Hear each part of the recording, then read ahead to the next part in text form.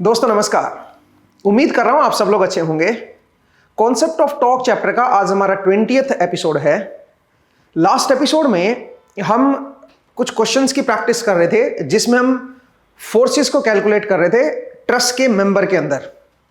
हम देख रहे थे कि जब ट्रस के ऊपर लोड अप्लाई करते हो तो उसके मेंबर्स में टेंशन आता है या फिर कंप्रेशन आता है, तो उसको हम कैसे कैलकुलेट करते हैं वो हम समझ रहे थे। तो हमने उसके लिए मेथड ऑफ ज्वाइंट अप्लाई किया। और मेथड ऑफ ज्वाइंट कुछ नहीं है, बस ये है कि अगर पूरा ट्रस हमारा इक्विलिब्रियम में है तो उसके जो ज्वाइंट पॉइंट होंगे वो भी इक्विलिब्रियम में होंगे। तो उस ज्वाइंट पॉइंट पे जितने भी मेंबर कनेक्टेड हैं, आप उन मेंबर के अंदर जो फोर्सेस हैं उनको आप उस पॉइंट पे दिखा सकते हो और वहां पे इक्विलिब्रियम अप्लाई कर सकते हो। उससे आप जो अननोन फोर्सेस हैं उनको आप कैलकुलेट कर सकते हो और बता सकते हो कि कौन सा मेंबर जो है वो अंडर कंप्रेशन है और कौन सा मेंबर अंडर टेंशन है। तो फोर्स की कैलकुलेशन हमने देखी थी। वहां पे हमने जीरो फोर्स मेंबर को भी देखा कि जीरो फोर्स मेंबर कौन से होते हैं। उनको आप हटा सकते हो जब भी आपको लोडिंग निकालनी होती है ट्रस मेंबर्स के ऊपर। तो जीरो फोर्स मेंबर को आप रिमूव कर दीजिए, रिमेनिंग जो रहता है उसके ऊपर फिर से आप मेथड ऑफ ज्वाइंट अप्लाई करके कैलकुलेट कर सकते हो कि मेंबर्स के अंदर टेंशन कितनी है और कंप्रेशन कितना है। कई बार क्वेश्चन जो है वो स्पेसिफाइड सेक्शन में आ जाता है। स्पेसिफाइड सेक्शन का मतलब जैसे कोई मेंबर दे दिया और आपसे पूछा बताओ इस पर्टिकुलर मेंबर में फोर्स ऑफ कंप्रेशन होगा या फोर्स ऑफ टेंशन होगा और कितना होगा। तो कई बार कोई ऐसे स्पेसिफाइड मेंबर में पूछ लिया जाता है। तो उस केस में क्या होगा, उस केस में आपको सारे मेंबर में सोल्व करने की बजाय आप एक और मेथड लगा सकते हो, उसको हम बोलते हैं मेथड ऑफ सेक्शन। ये भी कई बार हेल्पफुल होता है। तो जरा देखिए, आज हम इसको डिस्कस करेंगे मेथड ऑफ सेक्शन को। मेथड ऑफ सेक्शन, अब ये क्या कहता है उसको भी जरा देखते हैं। तो मैं काम करता हूं, मैं एक ट्रस ले लेता हूं। सोचिए मेरे पास कुछ इस तरह का ट्रस है। मैं एक आपके लिए ट्रस बना देता हूं।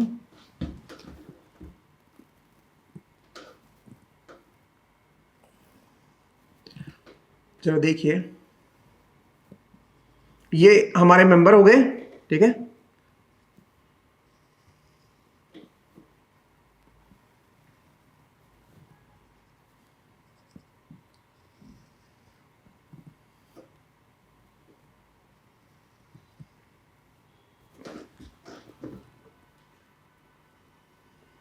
मान लीजिए इस तरह का सिचुएशन है। ये मेरे पास, ये मेरा एक ट्रस है और उसको मैंने यहां पे एक जॉइंट लगा रखा है और यहां पे मैंने एक बॉल रखी हुई है, ठीक है। और यहां पे मैं फोर्स लगा रहा हूं और फोर्स मान लीजिए वो 1000 न्यूटन का है। ये जो लेंथ है ये सारे 2 मीटर है। ये जो मेंबर है ये सारे 2 मीटर के। हाइट भी जो है वो 2 मीटर है। अब आपको मान लीजिए मैं ये पूछूं कि बताओ ये जो सेक्शन है इसका अगर मैं नामकरण कर दूं A B C D E F G. अगर सवाल ये आ जाए कि बताओ इस मेंबर के अंदर कंप्रेशन है या टेंशन है, या फिर इस मेंबर के अंदर कंप्रेशन है या टेंशन है, ऐसे मतलब सारे मेंबर में नहीं पूछा, किसी भी एक मेंबर में पूछ लिया या 2 में पूछ लिया या 3 में पूछ लिया, ठीक है। तो फिर कैसे करोगे? जैसे इसमें पूछ लिया या इसमें या इसमें या इसमें, किसी भी एक में पूछ लिया है आपसे, तो फिर आप कैसे करोगे? तो उसके लिए आप मेथड ऑफ सेक्शन लगा सकते हो। अब ये मेथड ऑफ सेक्शन क्या कहता है? ये मेथड ऑफ सेक्शन कहता है कि अगर पूरा ट्रस हमारा इक्विलिब्रियम में है तो अगर आप उसके सेक्शन निकाल लोगे ना, कोई उसको ब्रेक कर दोगे, जैसे मान लीजिए मैं यहां से इसको ऐसे कट कर दूं, तो अगर कट कर दूंगा तो ये जो इधर वाला हिस्सा है ये भी आपका अंडर इक्विलिब्रियम रहेगा, ठीक है। इसके ऊपर भी आप इक्विलिब्रियम की इक्वेशन आप अप्लाई कर सकते हो, ये भी अंडर इक्विलिब्रियम रहेगा। ये है मेथड ऑफ सेक्शन, और कुछ नहीं है। तो अगर मैं इसको ब्रेक करूंगा तो इसके 2 हिस्से बनेंगे। अब दोनों हिस्सों को एक बार जरा मैं बना देता हूं सो दैट आप उसको फिर समझ सको। तो जरा देखिए मैंने क्या किया, मैंने इसके 2 हिस्से कर दिए, इसको सेक्शन में ब्रेक कर दिया, ठीक है, कुछ इस तरह से।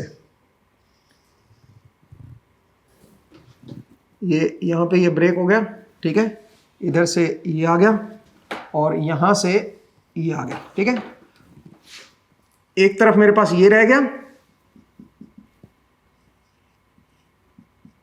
और एक तरफ मेरे पास इसका जो दूसरा हिस्सा है वो दूसरा हिस्सा बना देता हूं मैं। वो दूसरा हिस्सा कुछ इस तरह का है, मैंने इसको थोड़ा सा इधर कर दिया अभी, ठीक है ना। तो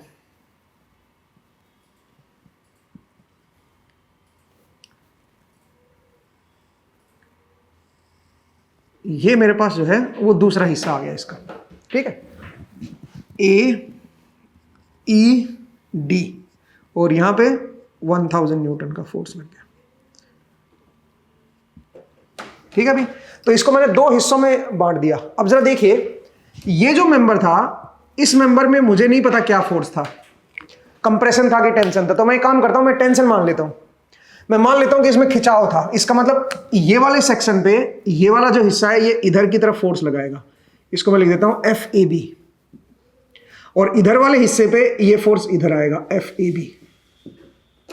सही है जी। खिंचाव मैं लेके चल रहा हूं।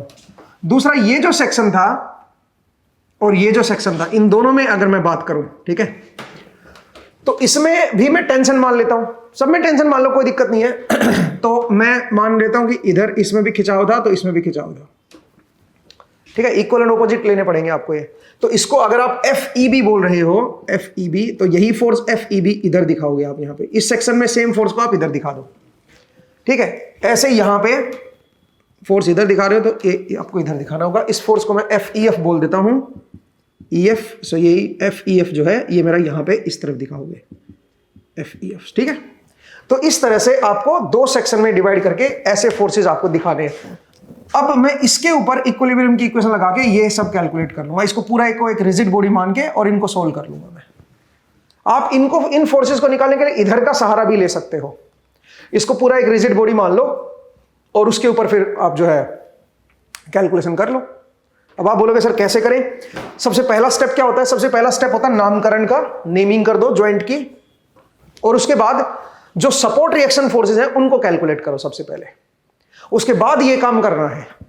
तो चलिए, अगर मैं सपोर्ट रिएक्शन फोर्सेस यहां पे निकालूं कि मेरे सपोर्ट रिएक्शन फोर्सेस क्या क्या आएंगे, तो यहां पे सपोर्ट रिएक्शन फोर्सेस आएंगे और यहां पे आएंगे। तो अगर मैं आपको दिखाऊं तो यहां पे मेरे पास जो सपोर्ट रिएक्शन फोर्स आएगा वो इस तरफ आएगा, ठीक है। इसको मैं GX बोल देता हूं, और यहां पे दो आएंगे, एक ऊपर की तरफ और एक आपका इस तरफ मान लीजिए। इसको मैं CX एंड CY बोल देता हूं, और इस पूरे को एक रिजिड बॉडी मान लेता हूं। इसको कट करने से पहले, इस सेक्शन बनाने से पहले, इसको पूरे को मैं एक रिजिड बॉडी की तरह ट्रीट कर लेता हूं और उसके ऊपर इक्वेशन ऑफ इक्विलिब्रियम अप्लाई करता हूं। तो जब मैं इक्वेशन ऑफ इक्विलिब्रियम अप्लाई करूंगा तो वाई डायरेक्शन में यहां पे CY है और यहां पे 1000 है डाउनवर्ड, तो ये तो ऑपोजिट ही हो गए। तो आप सीधा सीधा कह सकते हो कि CY की जो वैल्यू आएगी वो आएगी 1000 न्यूटन।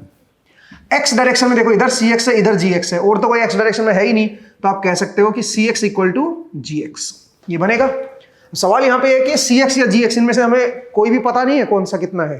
तो उसके लिए हम क्या करेंगे, इक्वेशन ऑफ टॉर्क लिख देंगे यहां पे। इस पॉइंट के अबाउट टॉर्क जो है वो 0 आना चाहिए। तो यहां पे अगर मैं इस पॉइंट के अबाउट अगर मैं टॉर्क निकालूंगा तो ये दोनों फोर्स तो कोई टॉर्क नहीं देंगे, ये टॉर्क देगा और एक ये टॉर्क देगा। ये कितना टॉर्क देगा भाई? जो इस पूरे इस ज्वाइंट के ऊपर जो रिएक्शन फोर्स लगा हुआ है ये कितना देगा? जरा देखो, R इधर है, F इधर है, तो R क्रॉस F करोगे तो अंदर की तरफ आएगा टॉर्क, नेगेटिव आएगा। कितना? 2 इंटू GX। तो 2 इंटू GX जो है वो अंदर की तरफ आ गया, तो मैं इसको नेगेटिव लिख देता हूं। और ये जो 1000 है, यहां से परपेंडिकुलर डिस्टेंस कितनी है? इस लाइन ऑफ एक्शन की परपेंडिकुलर डिस्टेंस है 6 मीटर। तो 6 मेरा इधर हो गया R, और F मेरा इधर हो गया, तो R क्रॉस F करोगे तो बाहर की तरफ आएगा। इसका मतलब प्लस 6000 इक्वल टू 0। तो यहां से GX की वैल्यू आ गई मेरे पास 3000। GX आ गया मेरे पास 3000 न्यूटन, वही मेरे पास क्या हो जाएगा? CX हो जाएगा, ठीक है। तो इस तरह से पहले आप रिएक्शन फोर्सेस को निकाल लो। एक बार रिएक्शन फोर्सेस आ गए, उसको फिर यहां पे दिखा दो, और यहां पे फिर से इसको पूरा एक रिजिड बॉडी अज्यूम करके, और ये फोर्सेस आप देख लो इसके ऊपर एक्ट कर रहे हैं, और उसके बाद फिर से आप इनकी कैलकुलेशन कर सकते हो। जरा देखिए कैसे। यहां पे अब मैं रिएक्शन फोर्सेस को दिखाऊंगा, तो CX की वैल्यू इस तरफ कितनी है बताओ? 600 न्यूटन लग रही है, और यहां पे इस ज्वाइंट पे CY कितना लग रहा है? 1000 न्यूटन। यहां पे रिएक्शन फोर्स इस तरफ लग रहा है, और वो है आपका 3000 न्यूटन, ठीक है जी। ये फोर्सेस तो हमारे रिएक्शन फोर्सेस हैं इस रिजिड बॉडी के ऊपर। इस पूरे को रिजिड बॉडी की तरह ट्रीट कर लो।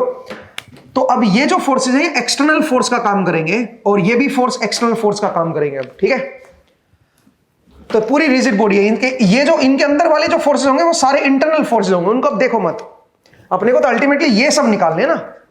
हमारे पास इन सेक्शन में फोर्सेस पूछे थे, केवल 3 में या इनमें से 2 में या केवल 1 में, तो हमने बस उसको ऐसे ब्रेक कर लिया कि वो भी, जैसे मान लीजिए केवल एक सेक्शन में पूछा होता, इस मेंबर में पूछा होता फोर्स, तो आपको ब्रेक तो ऐसे 3 करने ही पड़ेंगे ना। ऐसे ब्रेक करो कि मिनिमम सेक्शन ब्रेक हो, ठीक है। तो हमने क्या किया, हमने ऐसे यहां पे ब्रेक लिया, तो 3 सेक्शन तो भाई कम से कम ब्रेक होने ही है, 3 मेंबर तो कम से कम ब्रेक होने ही है, चाहे आपको एक में ही क्यों ना फोर्स निकालना पड़े। इसमें भी अगर फोर्स निकालना होगा तब भी 3 ब्रेक होंगे, ठीक है।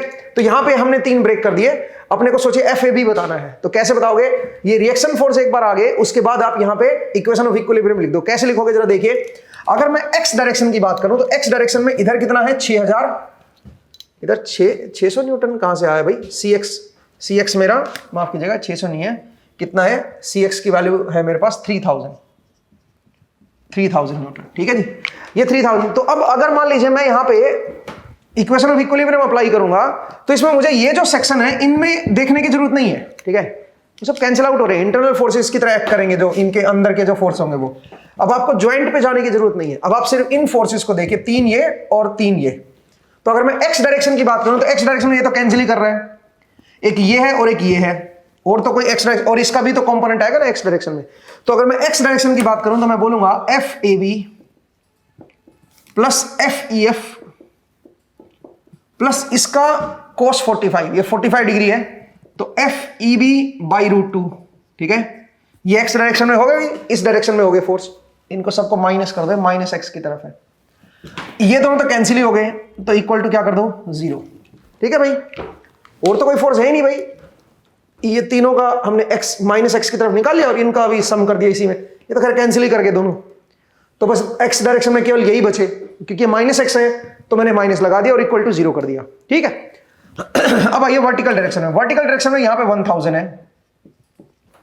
अब यहां पे इसका वर्टिकल कंपोनेंट 0 है, इसका भी 0 है, ये आएगा डाउनवर्ड, तो माइनस क्या कर दूं FEB बाई √2 और इक्वल टू 0 कर दो।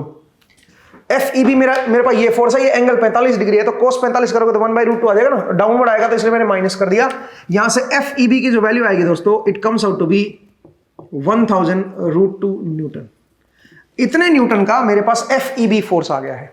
एक बार FEB पता चल गया, वो यहां पे पुट कर दो, तो यहां से FAB प्लस FEF की जो वैल्यू आएगी, it comes out to be, ये आ जाएगा नेगेटिव ऑफ 1000, ठीक है भाई। इन दोनों का सम जो है वो माइनस 1000 आ जाएगा। FEB तो आ ही गया, ये भी पता चलेगा। अच्छा, FEB पॉजिटिव है, पॉजिटिव होने का मतलब इस सेक्शन में हमने टेंशन मानी हुई थी, खिंचाव माना हुआ था, तो इसलिए ये, इसका मतलब यहाँ पे इसके अंदर टेंशन है और वो पॉजिटिव आ रहा है, तो इसका मतलब हम जो मान के चल रहे थे वो बिल्कुल सही चल रहे थे, ठीक है। तो यहां पे अब रही बात ये दो फोर्सेस की, FAB एंड FEF, उनको कैसे कैलकुलेट करोगे। मैं यहां पे इस पॉइंट के अबाउट टॉर्क लगा लेता हूं, टॉर्क निकाल लेता हूं, टॉर्क की वैल्यू 0 होनी चाहिए, नेट टॉर्क, क्योंकि इक्विलिब्रियम में है ये। तो अगर मैं इस पॉइंट के अबाउट नेट टॉर्क निकालूंगा तो इन दोनों फोर्सेस की वजह से तो कोई टॉर्क नहीं आएगा, ठीक है।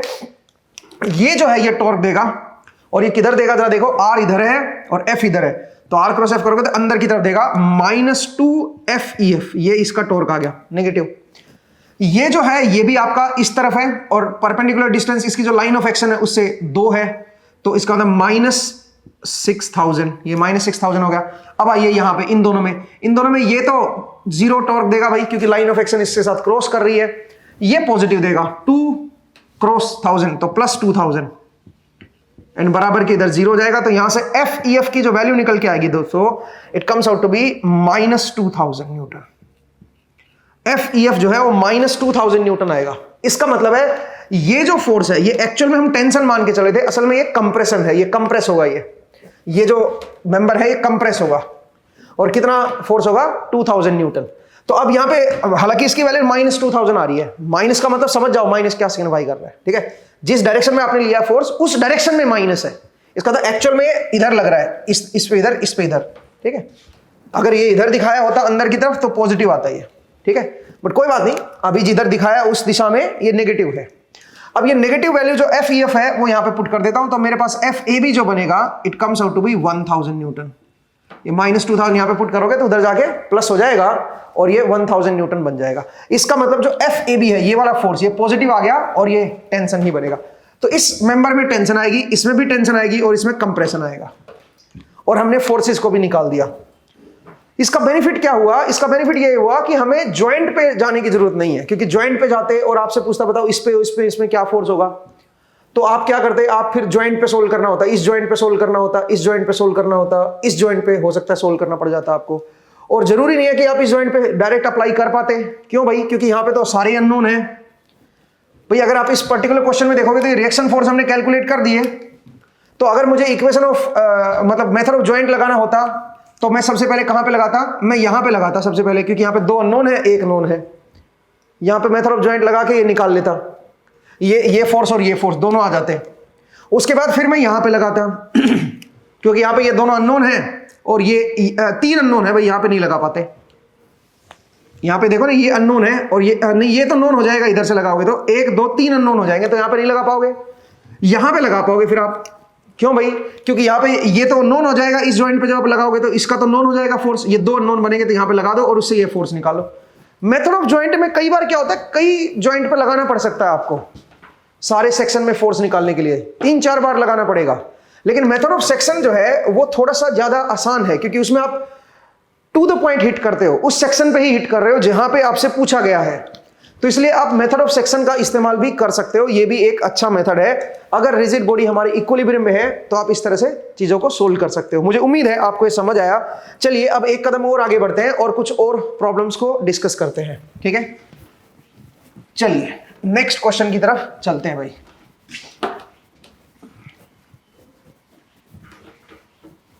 तो कहानी तो बड़ी सिंपल है, आपको बस इक्वेशन ऑफ इक्विलिब्रियम लिखनी है।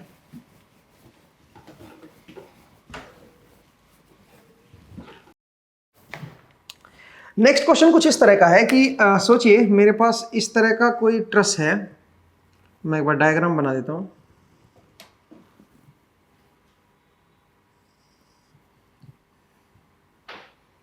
थोड़ा सा मुश्किल डायग्राम है।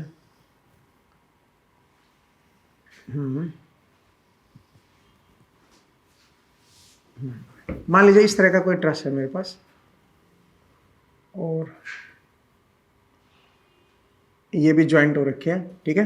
ये 4 मीटर है, ये भी 4 मीटर है, ये भी 4 मीटर है और ये भी 4 मीटर है, ठीक है? सारे 4 मीटर। ये वर्टिकल हाइट भी 4 मीटर है। अब यहां पे हमने एक ज्वाइंट लगा रखा है इस तरह का, ऐसे ज्वाइंट लगा हुआ है, और ये जो हाइट है ये आपको दे रखी है, ये जो है ये 2 मीटर है, ये 4 मीटर है यहां से यहां तक, और ये 2 मीटर है, ठीक है? और यहां पे एक इस तरह का सपोर्ट है और यहां पे एक इस तरह का सपोर्ट है, ओके? यहां पे एक फोर्स लग रहा है और एक फोर्स यहां पे लग रहा है। ये मान लीजिए 5000 न्यूटन का है और ये मान लीजिए 3000 न्यूटन का है, ठीक है? ऐसे मान लीजिए फोर्सेस लग रहे हैं, और मैं नामकरण कर देता हूं A, B, C, D, E, F and G, और एक और रह गया H। इस तरह का मान लीजिए आपको कोई ट्रस दे रखा है। सवाल यहां पे ये है, find force in CF member. जो CF मेंबर है उसमें फोर्स बताना है कि क्या होगा, कितना होगा, कंप्रेशन होगा कि टेंशन होगा, और उसकी वैल्यू क्या होगी, ये आपसे पूछा है। CF माने ये वाला सेक्शन, ये वाला जो मेंबर है, इस मेंबर में आपको बताना है। तो उसके लिए हम मेथड ऑफ सेक्शन अप्लाई कर सकते हैं, वैसे मेथड ऑफ ज्वाइंट भी अप्लाई कर सकते हो, दोनों ही कर सकते हो। लेकिन एक काम करते हैं, पहले रिएक्शन फोर्सेस को निकाल लेते हैं, देखते हैं कौन सा आसान पड़ेगा, मेथड ऑफ ज्वाइंट आसान पड़ेगा कि मेथड ऑफ सेक्शन आसान पड़ेगा। तो सबसे पहले हम रिएक्शन फोर्सेस को कैलकुलेट कर लेते हैं, उसके बाद हम सेलेक्ट करेंगे कि कौन सा मेथड लगाएं। तो रिएक्शन फोर्सेस में यहां पे आप जानते हो रिएक्शन फोर्स ऊपर की तरफ लगेगा GY, ठीक है? और तो कोई रिएक्शन फोर्स यहां पे आएगा नहीं, depending on the support, type of support ऊपर की तरफ लगेगा। यहां पे एक आपका Y की तरफ लगेगा और एक आपका X की तरफ लगेगा, ठीक है? इसको मैं AX बोल देता हूं, इसको मैं AY बोल देता हूं। तो सबसे पहले एक्स डायरेक्शन में अगर आप देखोगे तो एक्स डायरेक्शन में नेट फोर्स, इस पूरे को एक रिजिड बॉडी ले रहा हूं मैं, तो एक्स डायरेक्शन में अगर आप देखोगे तो कोई फोर्स है ही नहीं, केवल ax है, तो ax has to be 0, ax की वैल्यू तो 0 होना पड़ेगी। ठीक है भाई, तो ये तो आपका सही है, ax तो आप हटा ही दो। अब आ जाओ ay plus gy, it has to be 0, ay plus gy not 0, it has to be 8000, माफ कीजिएगा 8000, क्योंकि ये दोनों ऊपर है और ये दोनों नीचे हैं, तो दोनों का सम करोगे तो 8000 हो जाएगा। बट प्रॉब्लम यह है कि ay और gy को निकालें कैसे, तो उसके लिए मैं काम करता हूं, इस पॉइंट के अबाउट टॉर्क को 0 कर देता हूं। तो जब आप टॉर्क लिखोगे तो यहां से देखो कितनी डिस्टेंस है, ये 4 8 12 16, 16 इंटू जी वाई, तो 16 जी वाई वाला जो टॉर्क आएगा वो पॉजिटिव आएगा बाहर की तरफ, इन दोनों की वजह से नेगेटिव आएगा, माइनस 8 इंटू 5000 40,000 हो गया ये, ठीक है, माइनस 12 इंटू 3000 36,000 ये होगा, बराबर के इधर 0। तो यहां से 16 G Y has to be equal to 76,000 हो गया।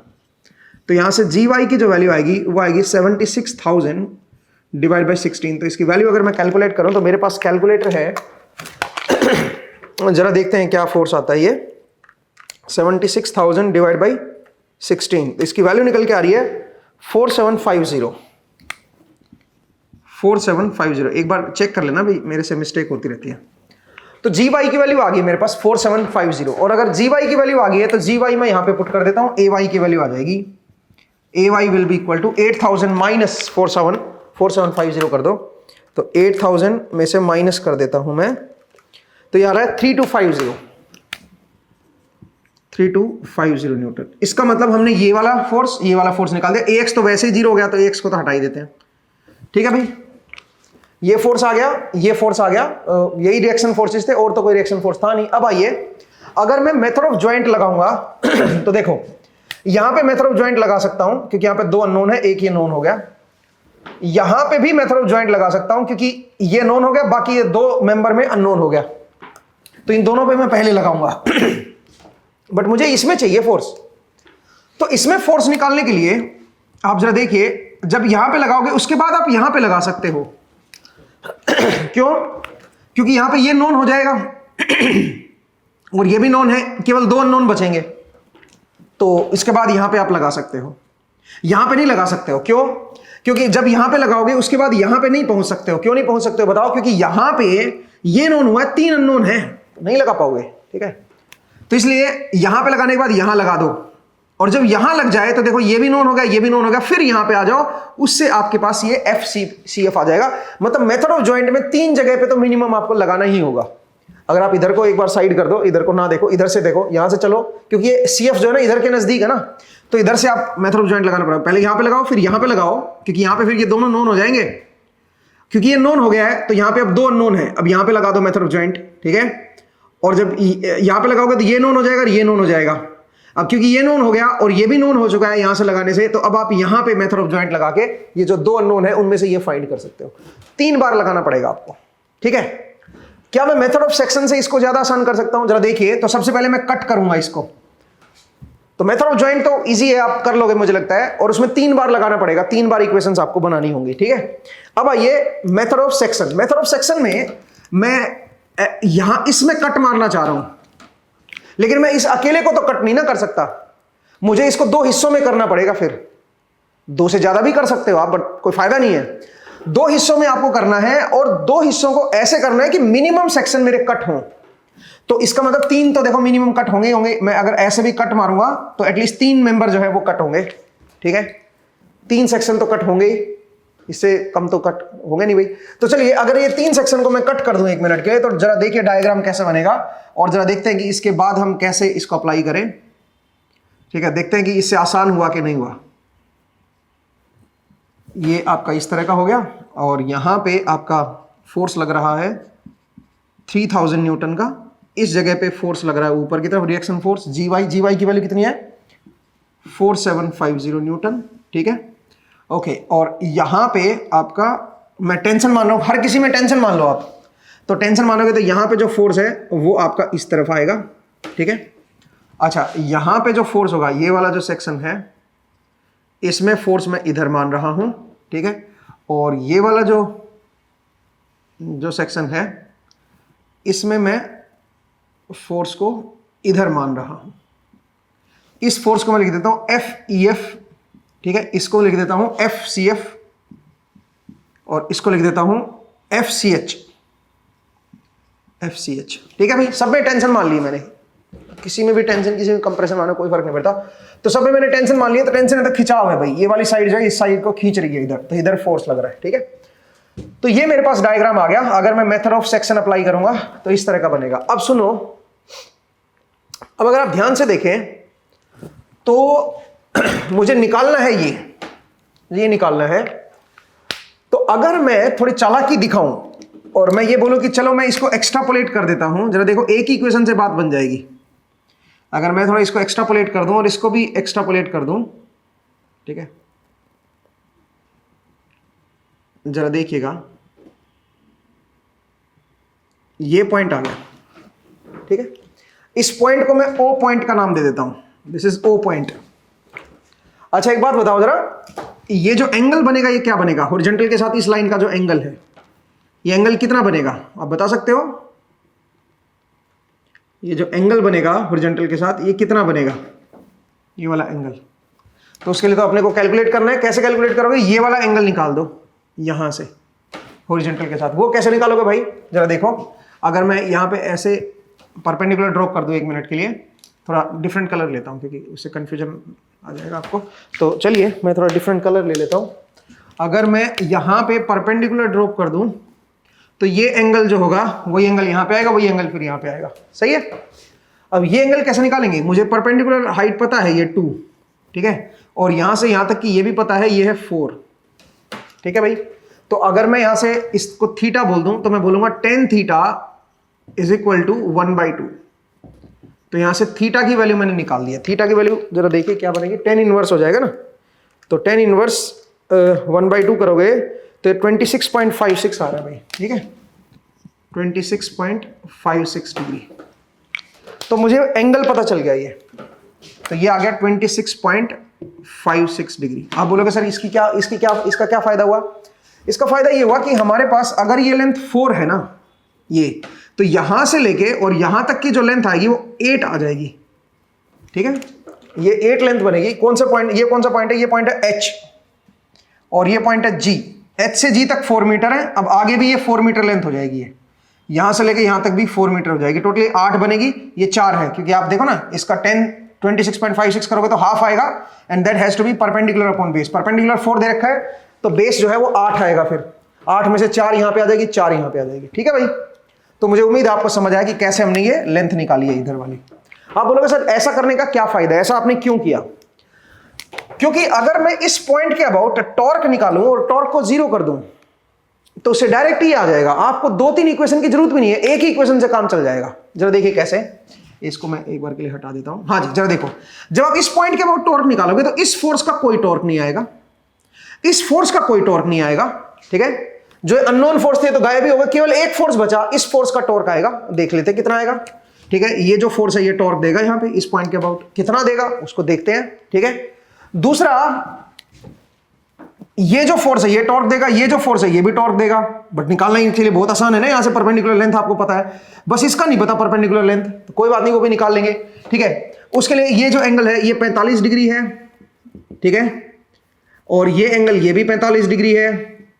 ये एंगल हम निकाल लेंगे भाई, क्योंकि अपने को पता है ये 45 है तो इधर 135 हो गया, ये 26.56, तो ये एंगल भी आ जाएगा, ठीक है। तो अब जरा देखिए, अच्छा ये लेंथ भी हमारे पास आ गई यहां से लेके यहां तक की। कितनी लेंथ आ गई? ये 8 है, ये 4 है, तो रूट ऑफ 8 का स्क्वायर 64 प्लस 4 का स्क्वायर 16, तो ये तो रूट 80 हो गई ये लेंथ, ठीक है। ये लेंथ यहां से यहां तक की रूट 80 हो गई। तो अब जरा देखिए फोर्स को कैसे कैलकुलेट करेंगे। इस पॉइंट के अबाउट टॉर्क निकाल लेते हैं और टॉर्क को 0 कर देते हैं, ठीक है। इक्विलिब्रियम में है तो इसको 0 कर दो भाई। किसी भी पॉइंट के अबाउट टॉर्क निकालिए, जरूरी नहीं है वो जो पॉइंट है वो रिजिड बॉडी के ऊपर ही लाई करना चाहिए, कहीं पे भी लाई कर सकता है पॉइंट, ठीक है, उससे कोई फर्क नहीं पड़ेगा। तो चलिए अब जरा देखिए, अगर मैं टॉर्क लिखूंगा तो सबसे पहले इस फोर्स की वजह से देखते हैं। आर इधर है, एफ इधर है, तो आर क्रॉस एफ करोगे तो इसकी वजह से टॉर्क अंदर आएगा, नेगेटिव लिख देते हैं। ये वाला जो फोर्स है 4750 into 4, ये अंदर की तरफ टॉर्क देगा, ये पॉजिटिव आएगा, तो ये कितना हो जाएगा 3000 इंटू 8, इसने पॉजिटिव दिया। अब रही बात ये, इसका क्या बनेगा? तो इसके लिए R क्रॉस F करता हूं। इसका जो R है वो इस तरफ है, इस तरफ है, और F जो है वो इस तरफ है। तो ये बीच का एंगल अगर आ जाए तो मजे आ जाए। और बीच का एंगल निकालना बहुत आसान है, जरा देखिए कैसे। बीच का एंगल के लिए इधर वाले एंगल की भी जरूरत नहीं है, हॉरिजॉन्टल के साथ ये एंगल पता है अपने को कितना है, 26.56, और ये है 45। तो इसका मतलब ये पूरा एंगल जो बनेगा F का R के साथ, R की डायरेक्शन ये होगी ना यहां से। टॉर्क क्या होता है? टॉर्क होता है R क्रॉस F। तो R यहां से लेकर यहां तक, R की लेंथ ये है और डायरेक्शन आपकी इधर होगी, और F मेरा इधर हो गया, ठीक है। तो R क्रॉस F करोगे तो R की वैल्यू होगी √80, ठीक है। और F कितना है? F मेरे पास है FCF, ये मेरे पास फोर्स हो गया। और क्रॉस प्रोडक्ट कैसे लेते हो? R का मैग्नीट्यूड इंटू F का magnitude into sine of angle between them. Angle between them कितना है? 45 ही है, और उसमें 26.56 ये जोड़ दो, तो जो मेरे पास जो एंगल आएगा ये बन जाएगा 71.56। 71.56। अब सवाल ये कि पॉजिटिव है नेगेटिव है। तो R इधर है, F इधर है, तो R क्रॉस F करोगे तो बाहर की तरफ आएगा, इसका मतलब ये पॉजिटिव लूंगा मैं, और इक्वल टू 0 कर दो। तो देखो, एक टॉर्क की इक्वेशन से ही आपने डायरेक्ट कैसे इसको निकाल दिया है। तो बहुत आसान था भाई हमारे लिए। वैसे आप फोर्सेस बैलेंस की भी इक्वेशन लगा सकते थे यहाँ पे कि x कंपोनेंट को 0 करो, y को 0 करो, लेकिन उस केस में दिक्कत ये आती कि इनके बड़े सारे कंपोनेंट होते हैं और कई सारे अननोन होते हैं। फिर आपने इन दोनों अननोन को एलिमिनेट करने का तरीका ढूंढ लिया केवल ये आपको निकालना है अननोन। तो आप इन दोनों को मिलाने वाली ये पॉइंट ढूंढ लो, इसके बाद टॉर्क निकालोगे तो इसका टॉर्क और इसका टॉर्क खत्म हो जाएगा, केवल इसका टॉर्क बचेगा। ये अननोन है और ये अननोन यहां से निकल आएगा। तो जब आप कैलकुलेट करोगे तो जरा देखो कितना बनेगा ये। अब जब मैं इसको जरा कैलकुलेट करूं तो पहले तो यही लिख लेता हूं, साइन इसकी क्या वैल्यू आ रही है। तो आप जो है खुद भी कर सकते हो भाई, मेरी जो कैलकुलेशन है ना उस पर भरोसा मत दिखाइए, ठीक है ना, क्योंकि मैं कैलकुलेशन में मिस्टेक कर लेता हूं, ठीक है। तो 8 पॉइंट, असल में क्लास में स्टूडेंट नहीं है ना, तो इस वजह से क्या होता है कि कोई गलती पकड़ता नहीं है। स्टूडेंट होते हैं तो बता देते हैं कि सर यहाँ पे मिस्टेक हो गई। 24,000 ये हो गया, माइनस यहाँ पे कितना बनेगा 4750 इंटू 4, तो इसकी जो वैल्यू है वो 19,000 है भाई, माइनस 19,000, ठीक है, बराबर की इधर 0। तो यहाँ से FCF की जो वैल्यू आएगी वो आएगी माइनस ये कितना हो गया 5,000 अपॉन 8.485, ठीक है। तो इसकी वैल्यू अगर मैं निकालूं तो 5,000 डिवाइड बाई 8.485, यही है भाई, ओके। तो इसकी वैल्यू है 589 और माइनस का है माइनस 589 न्यूटन। माइनस का मतलब क्या है? माइनस का मतलब आपने जो टेंशन माना था यहाँ पे असल में वो कंप्रेशन है, ठीक है। तो इस तरह से आप जो है फोर्स की वैल्यू को कैलकुलेट करोगे। तो मुझे उम्मीद है दोस्तों कि आपको ये समझ आया कि कैसे हम यहां पे मेथड ऑफ सेक्शन को अप्लाई करते हैं। मेथड ऑफ सेक्शन भी कई बार आपकी प्रॉब्लम्स को आसान कर देता है, और वो तब हम अप्लाई करेंगे जब आपको किसी भी एक पर्टिकुलर सेक्शन में या मेंबर में फोर्स बताना हो। अगर सब में बताना हुआ तो मेथड ऑफ जॉइंट पे जाइए, अगर सारे मेंबर्स में बताना है तो मेथड ऑफ जॉइंट अप्लाई कीजिए, और अगर किसी स्पेसिफिक मेंबर में बताना है तो फिर आप मेथड ऑफ सेक्शन को अप्लाई कीजिए, ठीक है। मुझे उम्मीद है आज का एपिसोड आपको समझ आया और कैसे इसको अप्लाई करना है वो क्लियर हुआ आपको। आसान कहानी थी, कोई लंबा चौड़ा कंसेप्ट नहीं था, तो इसको आप इजीली कर सकते हो अप्लाई। आज के एपिसोड में इतना ही करेंगे दोस्तों। अगले एपिसोड में जब आपसे मुलाकात होगी तो कुछ और नई टर्म्स को सीखेंगे, कुछ और नए कंसेप्ट को सीखेंगे। तो मिलते हैं फिर अगले एपिसोड में। पढ़ते रहिए, मुस्कुराते रहिए, नेक्स्ट टाइम मिलेंगे। Thank you.